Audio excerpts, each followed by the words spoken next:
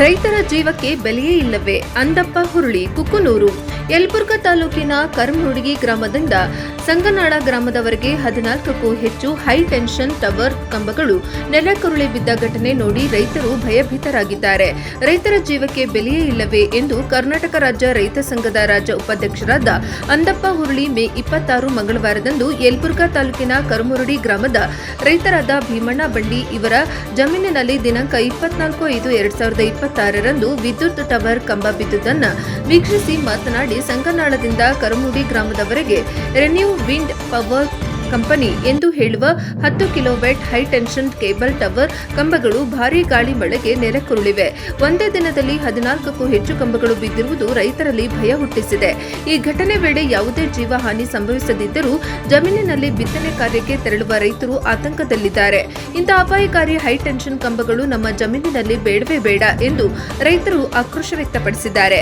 ಮತ್ತು ರೈತ ಸಂಘಟನೆ ವತಿಯಿಂದ ಇಂತಹ ಅಪಾಯಕಾರಿ ಹೊಂದಿದಂತಹ ಟವರ್ಗಳ ಸ್ಥಾಪಿಸುವ ವಿರುದ್ಧ ಸಂಬಂಧಪಟ್ಟ ಇಲಾಖೆಯ ಅಧಿಕಾರಿಗಳು, ಜನಪ್ರತಿನಿಧಿಗಳು ಸೂಕ್ತ ಕ್ರಮ ಕೈಗೊಳ್ಳಬೇಕು ಮತ್ತು ಟವರ್ ಮರು ನಿರ್ಮಾಣ ಮಾಡುವ ಜಮೀನಿನ ರೈತರಿಗೆ ಮತ್ತು ಗುಳದಲ್ಲಿ ಇಂದ ತಳಕಲ್ವರೆಗೂ ಇರುವ ರೈತರಿಗೂ ತಲಾ 2 ಕೋಟಿ ರೂಪಾಯಿ ಕಂಪನಿಯಿಂದ ಜೀವ ವಿಮೆ ಮಾಡಿಸಿಕೊಡಬೇಕು ಎಂದು ರೈತರು ಪಟ್ಟು ಹಿಡಿದಿರುತ್ತಾರೆ.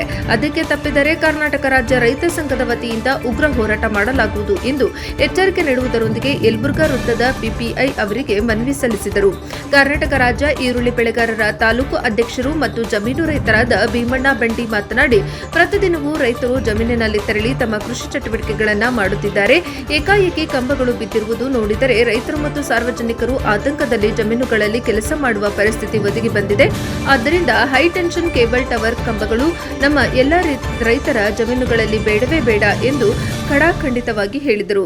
ಕರ್ನಾಟಕ ರಾಜ್ಯ ರೈತ ಸಂಘ ಜಿಲ್ಲಾ ಕಾರ್ಯದರ್ಶಿ ವಜೀರ್ ಸಾಬ್ ತಳಕಲ್ ಮಾತನಾಡಿ, ದೇಶಕ್ಕೆ ಅನ್ನ ಕೊಡುವ ರೈತ ಕಾರ್ಯಗಳು ಮಳೆ ಆಗದೆ ಈಗ ಕೃಷಿ ಚಟುವಟಿಕೆಗಳನ್ನು ಆರಂಭಿಸುವ ಸಮಯ. ಇಂತಹ ಸಮಯದಲ್ಲಿ ಕಳಪೆ ಮಟ್ಟದಿಂದ ಕೂಡಿದ ಟವರ್ಗಳನ್ನು ನಿರ್ಮಿಸಿ ರೈತನ ಜಮೀನಿನಲ್ಲಿ ಟವರ್ ಕಂಬ ವೈರ್ಗಳು ಬಿದ್ದಿದ್ದು ಯಾವುದೇ ಪ್ರಾಣ ಹಾನಿಯಾಗದೇ ಇರುವುದು ತುಂಬಾ ಸಂತೋಷದ ವಿಷಯ. ಆದರೆ ರೈತನ ಚಟುವಟಿಕೆಗಳನ್ನು ಮಾಡಲು ಆಗುತ್ತಿಲ್ಲ. ಆದ್ದರಿಂದ ಸಂಬಂಧಪಟ್ಟ ಇಲಾಖೆಯ ಅಧಿಕಾರಿಗಳು ಆದಷ್ಟು ಬೇಗನೆ ಸೂಕ್ತ ಕ್ರಮ ಕೈಗೊಂಡು ರೈತನಿಗೆ ಆಗುತ್ತಿರುವ ನಷ್ಟವನ್ನು ಪರಿಹರಿಸುವುದರ ಜೊತೆಗೆ ಯಾವುದೇ ಪ್ರಾಣಿ ಹಾನಿ ಆಗದಂತೆ ಕಂಪನಿಯ ವಿರುದ್ಧ ಕ್ರಮ ಕೈಗೊಳ್ಳಬೇಕು ಎಂದು ಹೇಳಿದರು.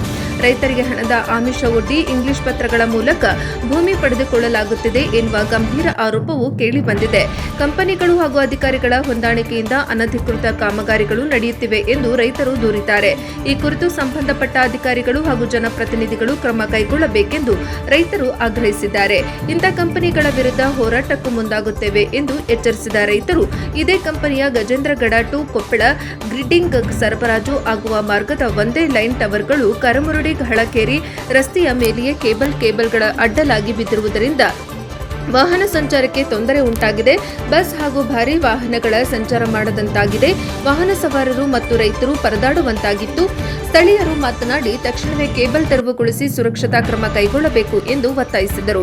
ಇನ್ನೊಂದೆಡೆ ಈ ಕಾಮಗಾರಿಗಳಿಗೆ ಸಂಬಂಧಪಟ್ಟ ಇಲಾಖೆಗಳ ಅನುಮತಿ ಪಡೆದಿಲ್ಲ ಎಂಬ ಆರೋಪವೂ ಕೇಳಿಬರುತ್ತಿದೆ.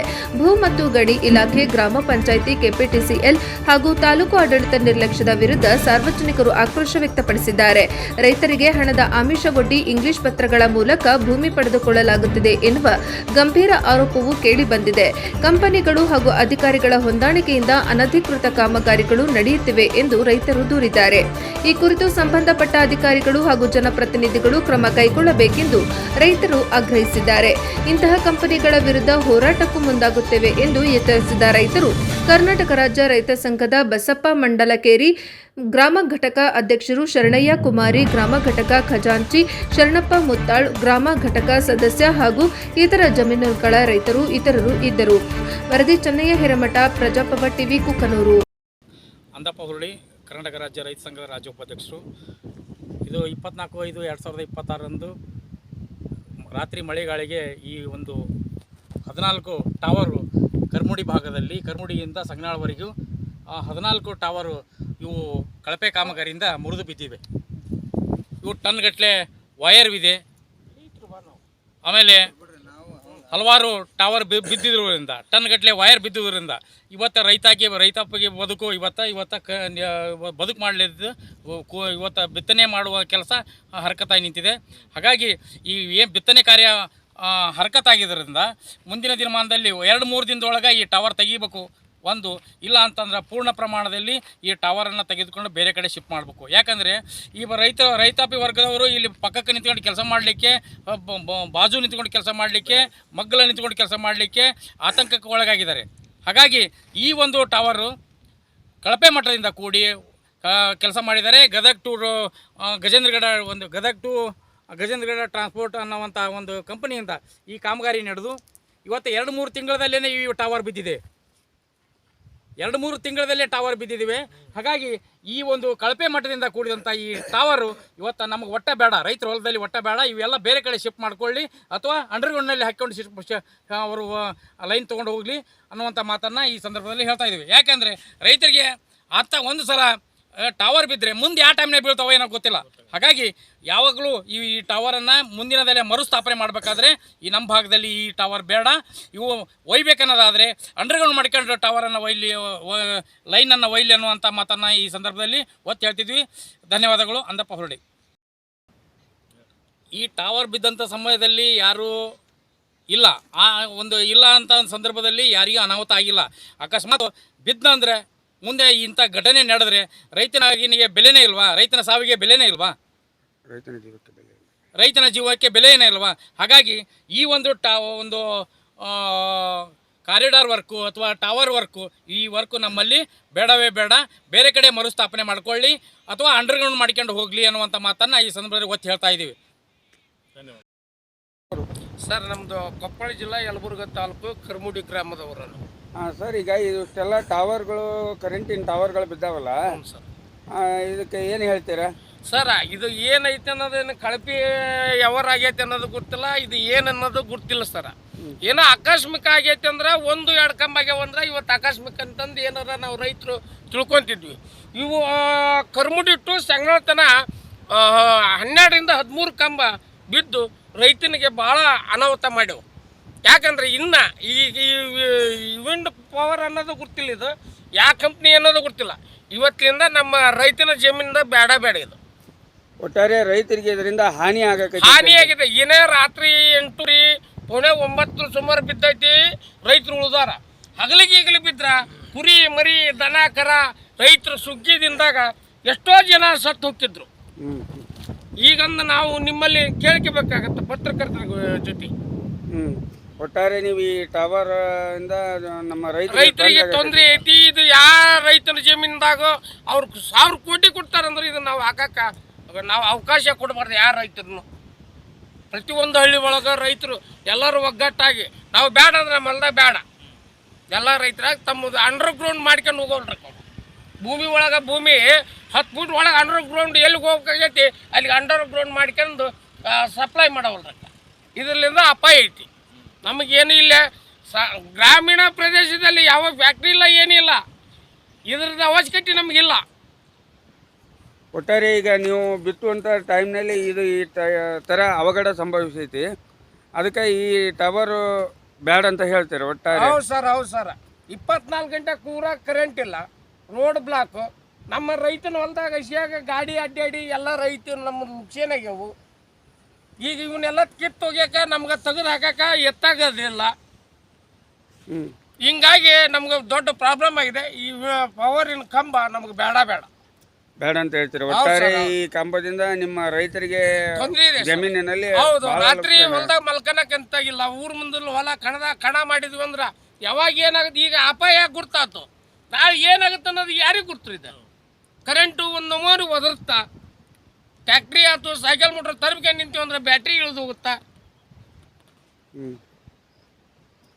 ಅದಕ್ಕಾಗಿ ನಾವು ಕೈ ಮುಗಿದು ಕೇಳ್ತೀವಿ, ಇದು ನಮ್ಗೆ ರೈತನ ಹೊಲದಾಗ ಬೇಡ ಇದನ್ನು. ನನ್ನ ಹೆಸರು ವಜೀದ್ ಸಾಬ್ ತಳಕಲ್ ಅಂತ ಹೇಳಿ, ನಾವು ಈ ಕರ್ನಾಟಕ ರಾಜ್ಯ ರೈತ ಸಂಘದ ಜಿಲ್ಲಾ ಪ್ರಧಾನ ಕಾರ್ಯದರ್ಶಿಯಾಗಿ ಕೆಲಸ ಮಾಡ್ತಾ ಇದ್ದೀವಿ. ಈಗಾಗಲೇ ಕಳೆದ ಒಂದು 2-3 ವರ್ಷಗಳಿಂದ ಇವರೆಗೂ ನಮ್ಮ ರಾಜ್ಯ ರೈತ ಸಂಘದ ಉಪಾಧ್ಯಕ್ಷರ ಒಂದು ಅಂದಪ್ಪ ಹುರುಳಿ ಅವರ ನೇತೃತ್ವದಲ್ಲಿ ಇವತ್ತು ನಾವು ನಮ್ಮ ಬೇರೆ ಬೇರೆ ಗ್ರಾಮಗಳಲ್ಲಿ ಗ್ರಾಮಗಳನ್ನು ಮಾಡೋ ಜೊತೆಗೆ ಇವತ್ತು ರೈತರಿಗೆ ಏನೇನು ಅನ್ಯಾಯ ಆಗ್ತದೆ ಅನ್ನೋದು ಕೂಡ ಇವತ್ತು ನಾವು ಅದ್ರ ಬಗ್ಗೆ ಸ್ಪಂದನೆ ಮಾಡಿ ಎಲ್ಲೆಲ್ಲಿ ರೈತರಿಗೆ ಅನ್ಯಾಯ ಆಗ್ತಕ್ಕಂಥದ್ದು ಕೂಡ ಇವತ್ತು ನಾವು ಅದನ್ನು ಭೇಟಿಯಾಗಿ ಅವರಿಗೆ ಸ್ವಲ್ಪ ಪರಿಹಾರವನ್ನು ಕೊಡ್ತಕ್ಕಂಥದ್ದು ಕೂಡ ಇವತ್ತು ನಾವು ರಾಜ್ಯ ರೈತ ಸಂಘದ ಪರವಾಗಿ ಮಾಡ್ತಾಯಿದ್ವಿ.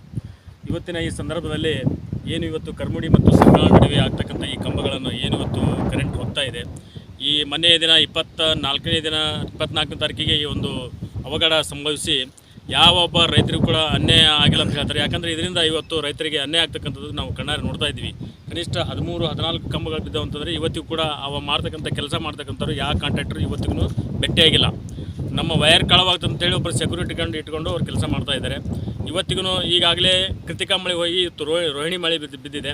ಇನ್ನೊಂದು ವಾರದೊಳಗೆ ಇದೆಲ್ಲ ಬಿತ್ತನೆ ಕಾರ್ಯ ಎಲ್ಲ ನಡಿಬೇಕು. ಆದರೂ ಕೂಡ ಈ ಬಿತ್ತನೆ ಕಾರ್ಯವನ್ನು ಮಾಡಲಿಕ್ಕೆ ಮತ್ತು ಹೆಂಗೆ ರೈತರಿಗೆ ಏನು ಅನುಕೂಲ ಮಾಡಿಕೊಡ್ತೀವಿ, ಇಲ್ಲ ನಾವು ಮಾಡಿಕೊಡ್ತೀವಿ, ಇನ್ನೊಂದು 4 ದಿನದ ಮಾಡ್ತೀವಿ, ಇನ್ನೊಂದು ವಾರದ ಮಾಡ್ತೀವಿ ಅಂತಂದು ಮ್ಯಾನೇಜರ್ ಕೂಡ ತಿಳಿಸ್ತಾ ಇದ್ದಾರೆ. ಆದರೆ ಇದು 1 ವಾರ 4 ದಿನದ ಆಗ್ತಕ್ಕಂಥ ಕೆಲಸ ಇದು ಅಲ್ಲ.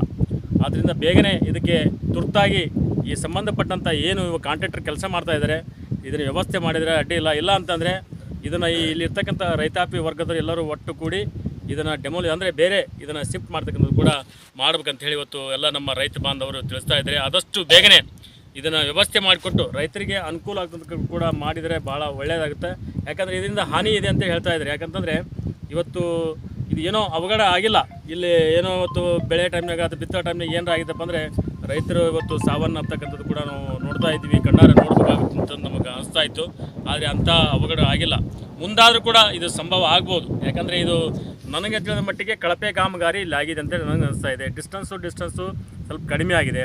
ಹೀಗಾಗಿ ಸ್ವಲ್ಪ ಅಂತರವನ್ನು ಇನ್ನೊಂದು ಸ್ವಲ್ಪ ಇದು ಮಾಡಿದ್ರೆ ಏನೋ ಆಗ್ತೈತೆ ಅಂತ ಏನೋ ನನಗೆ ಅನಿಸ್ತಾ ಇದೆ. ಆದ್ದರಿಂದ ದಯವಿಟ್ಟು ಸಂಬಂಧಪಟ್ಟಂಥವರು ಇದಕ್ಕೆ ಎಲ್ಲ ರೈತ ಸಂಘದವರಾಗಲಿ, ಗ್ರಾಮಸ್ಥರಾಗಲಿ, ಇಲ್ಲಿರ್ತಕ್ಕಂಥ ರೈತರಾಗಲಿ, ಎಲ್ಲ ಮ್ಯಾನೇಜರಿಂದ ಹಿಡ್ಕೊಂಡು ಸಂಬಂಧಪಟ್ಟಂಥ ಅಧಿಕಾರಿಗಳು ಇದಕ್ಕೆ ಹೆಚ್ಚಿನ ಒಂದು ಗಮನ ಕೊಟ್ಟು ಈ ರೈತರಿಗೆ ಒಂದು ನ್ಯಾಯವನ್ನು ಒದಗಿಸ್ಕೊಡ್ಬೇಕಂತೇಳಿ ಈ ಸಂದರ್ಭದಲ್ಲಿ ನಾನು ಕೇಳ್ಕೊತಿದ್ದೇನೆ. ನಮಸ್ಕಾರ. ಅಲ್ಲ, ಇದಕ್ಕೇನು ಹೇಳ್ತೀರಿ ನೀವು? ಇಲ್ಲಿ ಜಮೀನು ಆಯ್ತಾ? ಇಲ್ಲಿ ಎಲ್ಲ ನೀವು ಯಾವ ಊರವರು? ಬಂದಿದ್ದು ರೀ ಗಾಡಿ ತಗೊಂಡ ಇದು ಬಿದ್ದಿದ್ಕ ಮಂದಿ ಹೇಳಿದ್ರಿಲ್ಲ ಅಪಾಯ ಐತಿ, ಈಗ ಹಚ್ಚಿ ಬರ್ರಿ ನೀವು ಅಂದ್ರು. ಮತ್ತೆ ದೂರ ಶಾಸಕ ಆದಾರ್ಲಿ ಬಂದಿವ್ರಿ ನಾವು, ಕಟ್ಟಿಗೆ ಹೇರಕ್ ಬಂದಿದ್ರಿ. ಇಲ್ಲೆಲ್ಲ ರಸ್ತೆ ಬ್ಲ್ಯಾಕ್ ಆಗಿತ್ತ? ಬ್ಲಾಕ್ ಆಗೈತ್ರಿ ಪೂರಾ. ಹಾಗಾಗಿ ಹೊಳಿಸ್ಕೊಂಡು ಹಿಂದ ಹಚ್ಚಿ ಬಂದಿವ್ರಿ ಆಧಾರ್. ನೀವೇನು ಹೊಲಕ್ಕ ಪಲಕ ಅಡ್ಡಾಡ್ತಿರ್ತೀರ ಇಲ್ಲಿ? ಹ್ಞೂನ್ರಿ. ಜಮೀನಿಗೆ ಅಡ್ಡಾಡ ಮುಂದೆ ಈ ಥರ ಅವಘಡ ಆಗೈತಿ. ಹ್ಞೂನ್ರಿ.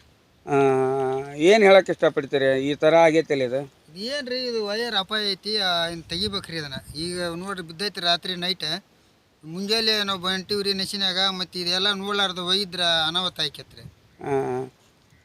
ಒಟ್ಟಾರೆ ಇಂಥ ಟವರ್ ಈ ಥರ ಸೇಫ್ಟಿ ಇಲ್ಲಾರ್ದ ಮಾಡ್ತಾರಂತ ಹೇಳ್ತಾರೆ. ಹೌದು ಹೌದ್ರಿ. ತಮ್ಮ ಹೆಸರು? ಮಲ್ಲಪ್ಪ ರೀ. ಮಲ್ಲಪ್ಪ ತಳವಾರ. ರೈತರಾ? ರೈತ್ರಿ. Okay okay.